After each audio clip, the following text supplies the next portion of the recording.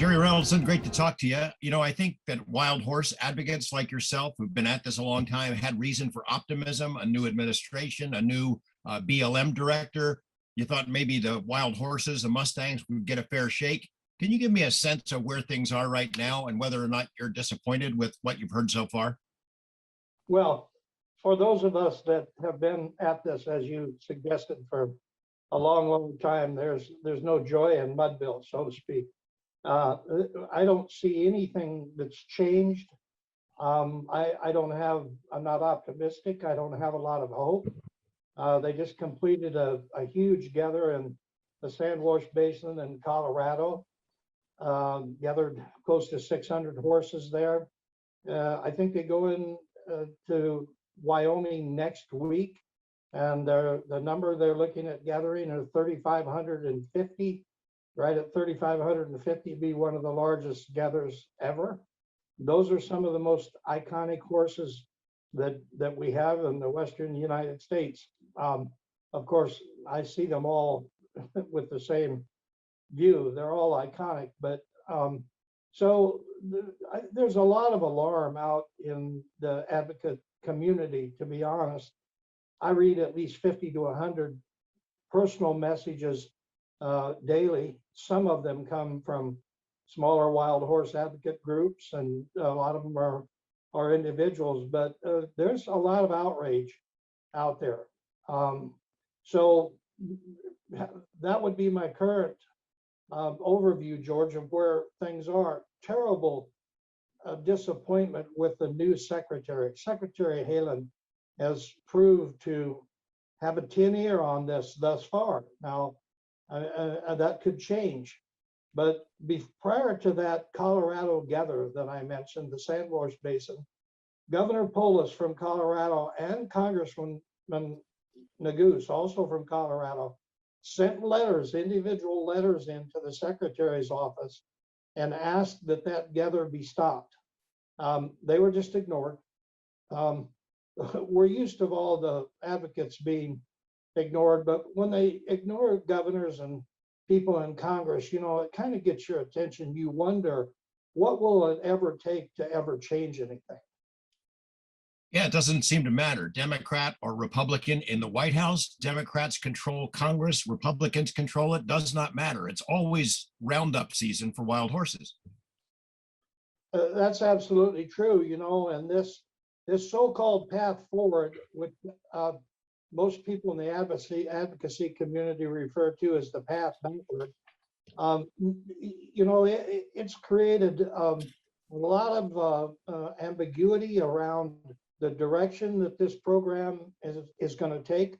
There, we have some very strong advocates in Congress.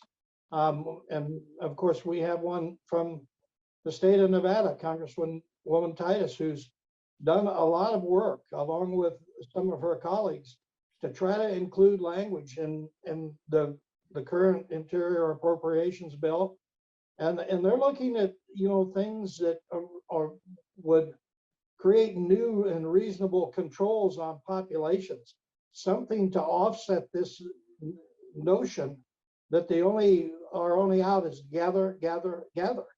And in fact, they added some new money, which is just sitting there, and the BLM has said, we'll let you know later, that money that was intended to go for PZP, fertility control programs, it's just sitting there while the BLM says, we'll let you know what we're going to do with that later. Well, we already know, most of us, all the money that's ever been allocated for PCP, or fertility control, ends up in the gather pot and is used to gather horses.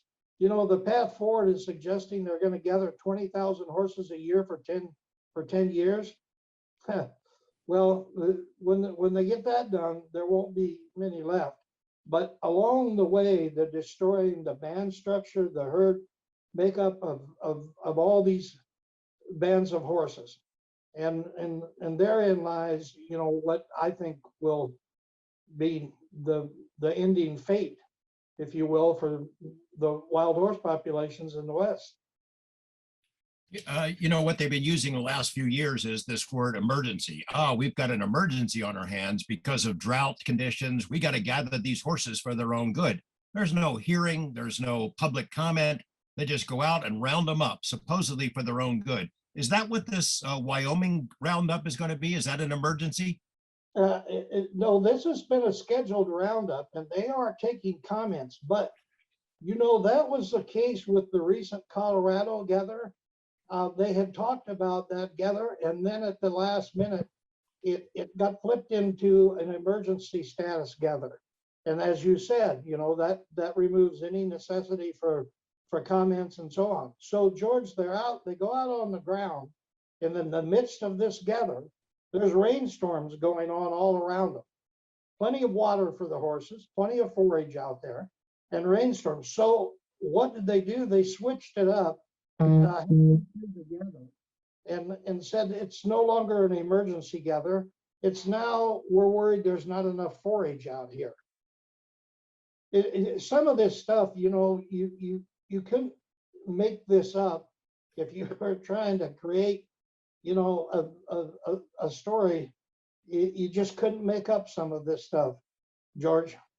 And you know, there's observers on the ground out there in the rain every day, plenty of water all around them. But they finally, you know, they had to cover themselves. They switched it to a concern for forage motivation. About half of the wild horses in America are here in Nevada. There are a lot of them in Wyoming and Colorado. Nevada has used it as a tourist draw. You know, come to Nevada, see the wild horses, and you've done that. You've seen them out of the wild, as I have, and it's stunning. Those images stay with you forever. Seeing the wild bands running across the American West on public lands, it's a memory you never forget. Wyoming, I saw today online, they use wild horses as a tourist draw. Come to Wyoming, see the wild horses, and yet, you know, in both of those states, they can't round them up fast enough. Yeah, we missed the boat completely. I think I told you in a previous interview that many years ago when I was working on the Hill, then Governor Kempthorne from Idaho, a Republican governor from Idaho, and I, in a personal conversation, we're having at lunch one day, told me, he said, "Boy," he said, "what fools they are down there. If I had the numbers of horses that they have in Nevada," he said, "I would have had my staff and people working on ways to market these wild horses so that the public could come and see them, and we'd be making money off of them, Jerry. That's what we'd be doing." Of course, we never had a governor that wasn't working hand in hand with the cattlemen. So, well, you know, there's never been anybody that would work that angle. And of course, it would succeed. It's always been there. And we know somebody that's doing it right now. You know, Madeline has a few thousand horses at her place up at the ranch up in northern Nevada, and she's opened it up to tourists. She has a short season, but she has some people that come in there and they just really enjoy it. Let's talk about the nature of these gathers and how it works. It started with, you know, I think people forget Wild Horse Annie campaigned for this. The public got behind the Wild Horse and Burro Act. It passed Congress unanimously. They set aside tens of millions of acres that would be forever range that was preserved for wild horses. These roundups that zero out tens of thousands of acres, remove all the wild horses from them. Is that done to protect wildlife? Is it done to protect the range? Or is it done to make room for cattle instead of horses? Well, there's no question, George, it's done to remove horses to make room for cattle. I mean, anybody that doubts that is really not been paying attention. And I don't say that just to be an anti-cattle person, you know, but that's been the motivation. And we're now down to 27 million acres. We started out with 52 million, I think, in the 50s, and we've taken away about half of the land in the original designation when the Wild Horse and Burro Act was passed. And if you look at that land and what's happened to it after it was removed from herd management area status for wild horses, it's all being grazed by cattle.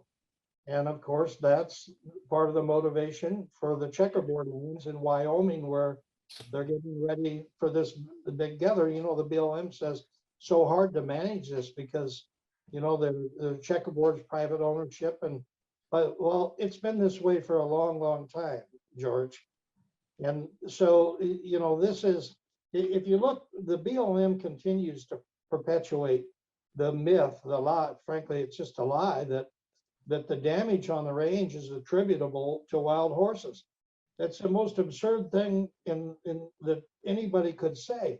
The most of the land, including a lot of the 84% of the land in the current HMAs, that is land designated for wild horses, is leased for cattle grazing. So the horses don't have that land all to themselves that they do have. Never is there any discussion when we talk about these new plans that come together, like the Path Forward.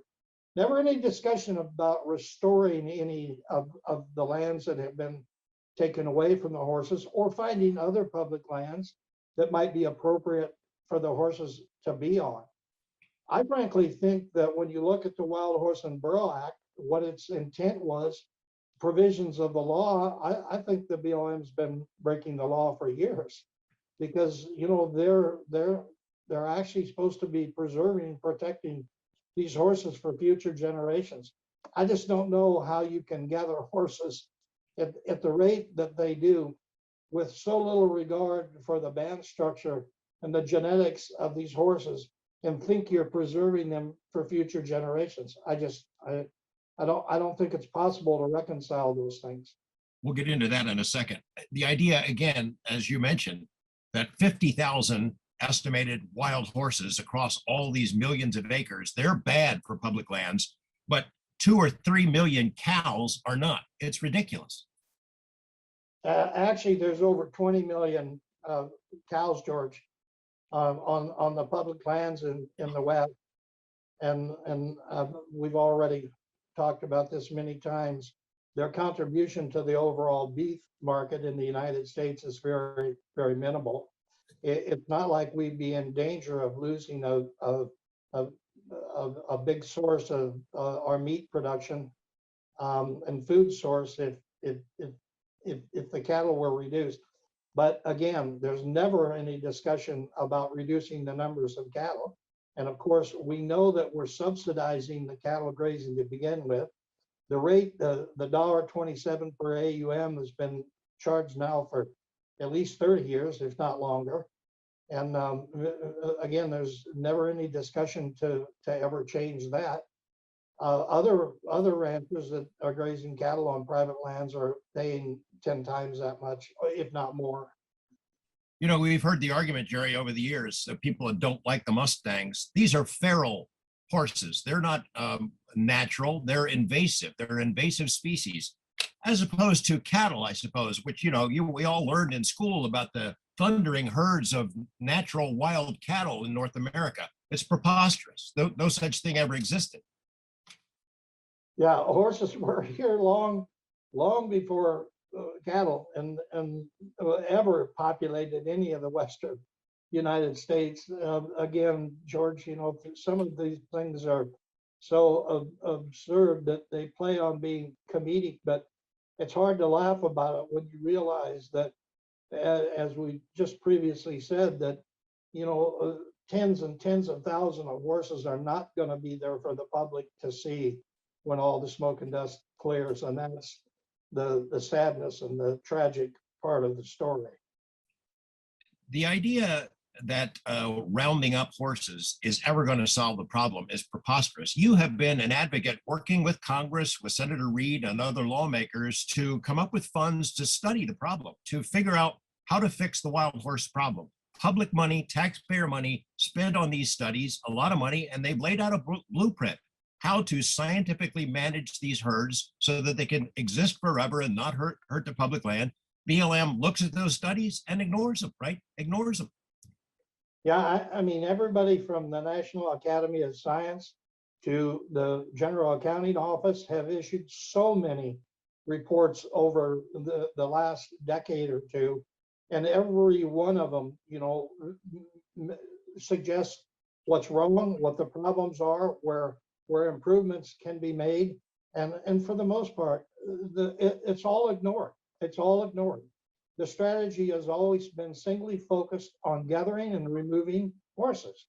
And you know, to suggest that's going to change with this new, what they refer to as a path forward, is crazy.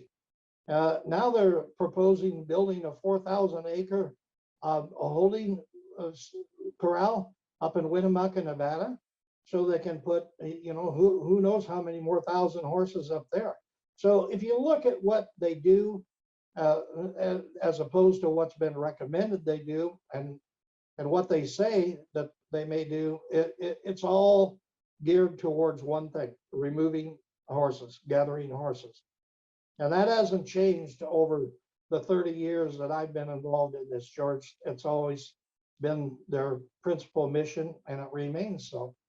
The American public is pretty passionate about the horses, and Americans don't eat horses. We don't eat them. We don't gather wild horses and eat them or turn them into dog food. That's the law of the land, and that's been that way for some years now. But the BLM has allowed loopholes to exist so that these killer buyers can scoop them up, get a bounty from the government paying them to take the horses, and then they ship them to Mexico where they are slaughtered and eaten, right? Absolutely. I mean, I haven't seen the figure in the last year, but it's been 100,000 horses per year for a long, long time.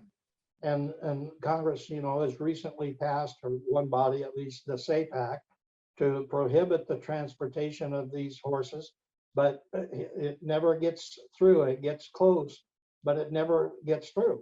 And BLM, through various things, including the sale authority that was provided years ago when I was still working on the Hill, the sale authority that from the Burns Amendment, that created a huge loophole for horses to be bought and titled to be conveyed immediately. And of course, one of the first people that bought the first batch was at a slaughterhouse in Ohio 3 days later. You know, we just continue to ignore what the realities are on the ground, and the horses pay the price. But now they have new sale authority that was created last year, and the same thing is happening. People are buying more horses than they're entitled to. They're going immediately into the slaughter pipeline and showing up at places there. We have a lot of wonderful rescue groups that are out there buying them out of slaughter pens as fast as they can. But there's only so much room these groups have too, George, for these places. They're doing wonderful work. And I've talked to you about Skydog Sanctuary up in Oregon. It's amazing what they're doing, but you can't keep up when the BLM is processing thousands and thousands and thousands of horses every year through this same pipeline. And they end up standing in kill pens somewhere. There just aren't enough groups to salvage and take care and keep that many horses. Could you explain to our viewers who are not familiar with the intricacies of these issues why roundups don't work? What happens to these bands of horses, herds of horses, when they get scattered, rounded up, terrorized by helicopters, run to death, crippled? What happens to their reproduction rates? What happens to their genetic lines? Well, as was the case in the Sandwash Basin, the recent gather in Colorado, they released back on the range. I want to be careful because I'm not certain of the number. I know it was 50 head, and they put some of the stallions back out there, but they have no understanding and no one on the ground that's looking at the genetics of these herds. For instance, the herds up in Colorado that Ginger Catherines and the Cloud Foundation have been involved in, they know every stallion out in those bands. They've tracked them for decades, and yet they're not brought in. They don't consult with them to say who needs to be out here. It's just a flip of a coin. They say we'll gather this many horses and then we'll release some of them back. They have no idea what they're doing when they're releasing back horses. I mean, those of us in the advocate community are grateful that a few had go back out there, but we have no idea. I mean, just a few people who photograph them, take pictures on the ground, may have some inside knowledge of the band structure of these herds, but by and large, there is no science in this, is what it comes down to, George. They're removing horses that are critical to the survival and sustaining these bands of horses and places like where there's big herds in Nevada and Wyoming and Colorado. So, you know, that's just another problem. And then we haven't even got to adoptions, which is another huge failure. You know, the policy should be on adoptions, not to jump ahead, but the policy should be that you have to adopt out as many horses as you gather every year. We're not even close. As you know, George, we have over 50,000 horses standing in various short-term and long-term holdings. It's costing the taxpayers a fortune for that. And that, you know, that's the BLM's other relief valve, I guess. They think it's all right to just put these horses in corrals and let them stand around and throw hay over to them in perpetuity for the rest of their lives. You know, if any failure here just sticks its head out in so many places, and yet we never make any changes. You know, rounding them up, these emergency gatherers that terrorize the bands, of course, sometimes drives the surviving members into reproductive hyperdrive. The genetic lines get destroyed because suddenly, you know, you have brothers and sisters that are stuck together. It's like, it would be like gathering up you and your extended family. We round you all up and put you in a concentration camp. And then some of you get to go back out and we throw some people from other families in there with you. And how much sense does that make if you're going to try to preserve a genetic line that goes back many, many generations? It's terrible. Again, a total contradiction to what their prescribed mission has been through federal law, George. And when you start talking about, you know, how we gather these horses with helicopters and we run these horses, and a gather here a couple of months ago, four foals, little baby horses were killed in one gather. Now, we just had a real tragic instance, which was all caught on camera, of a foal that was killed out in the Colorado gather. There's no nice, polite way to gather these horses with a helicopter. And people have been saying that for years. There are other ways to gather these horses. You can bait trap these horses if you need to gather them. The BLM is not interested because they can't get the numbers that they want off the range as fast as they want to remove them. So they just spend lots of taxpayers' dollars to hire these helicopters, the same group of people that have been involved for years and years, and the same number of horses get killed in these gathers. I'll tell you, I wish that more people, regular people, could witness and watch these gathers. It would scare the heck out of people to see what's actually going on, the terror in these horses as they're running and racing underneath a helicopter for their freedom, which ultimately most of them are going to lose. I mean, it really takes your breath away, George. And you've seen it, so I'm not telling you anything, but I wish, and there's plenty of outrage out there. If you could poll this issue, George, among the realities of this issue among Americans, I guarantee you 85% of the people or more will come down on the side of the horses.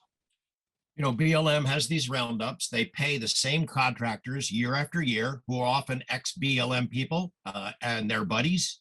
Then they send them back to the Midwest in these giant sprawling prisons for horses, also run by ex-BLM ranchers. It's a nice little tidy arrangement of tax dollar money. And then they provide horses and give them bounties to boot, pay them money to take horses that end up going to slaughter. It's a really expensive boondoggle that could not possibly be worse for horses.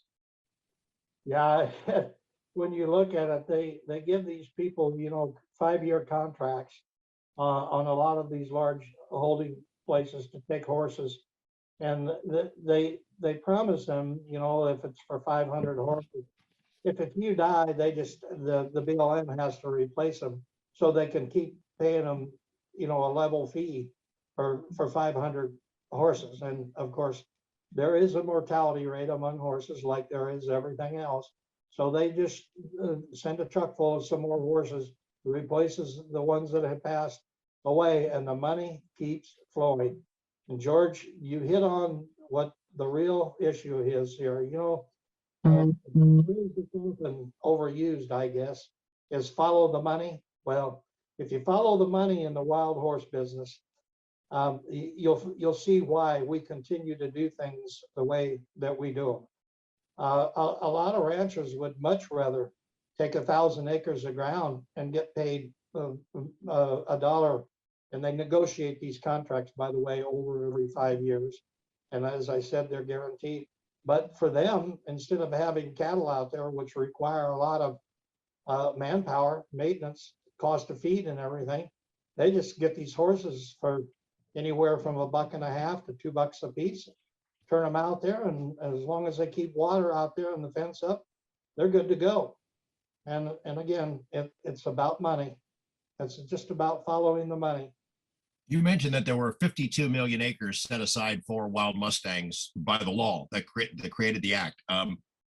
Is there ever a case where, you know, we now had about half of those acres where horses have been completely zeroed out? There are no horses there anymore, just cows. Has there ever been a case where you round up horses somewhere where the BLM says they're George? overpopulated? Yeah. Has there ever been a case where you round up horses from an area that BLM says is overpopulated and take them to some of those millions of acres that have no horses and release them when those acres are set aside specifically for horses? George, I don't know this for a fact. In all the years I've been involved in this, I don't know of them ever returning any horses to any public land that I'm aware of, and I really don't think it's ever happened. Once they gather them, they're gone, or once they remove these acres from the HMA status, as they have, like I said, over half of it is gone now. I don't think they ever go back. Nor, as I said earlier, do they ever even look at other public lands. You know, we've got a huge public land complex in the Western United States. When you look at everything that's out here, they never pursue that angle. Well, let's go look. Maybe it's been suggested. It's been suggested in some of the NAS, the National Academy of Science reports. It's been and General Accounting Office reports, but it's never been done, George. I don't believe it's ever happened. As you've seen the last several years, we've seen increases in wildfires on public lands, millions and millions of acres just completely torched.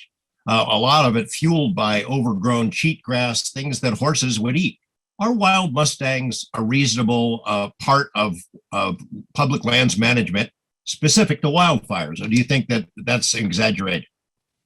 No, there's no doubt that the horses graze in a way that reduces fire load. I think that's been clearly established through science over many years now.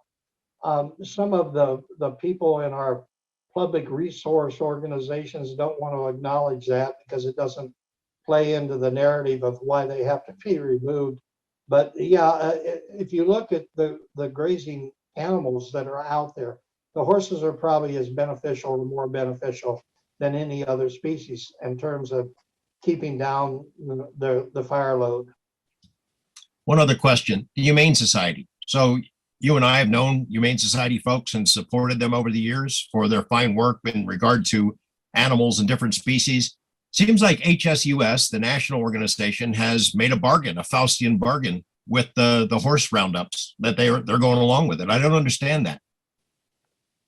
A lot of people are confused by this, and speaking to a key staffer on the Hill a few weeks ago, it was clearly pointed out to me that this agreement, which is referred to as a path forward, has really fogged up the issue, has created a lot of confusion about what people's priorities are. And for those people that are dedicated, those members of Congress that are dedicated to trying to help with the management aspects of this program, it really throws a lot of water on the fire, because, you know, things that they're working towards and trying to do, all of a sudden, or the group that would normally be receptive to helping and being involved have now signed off on a real Faustian bargain. You know, again,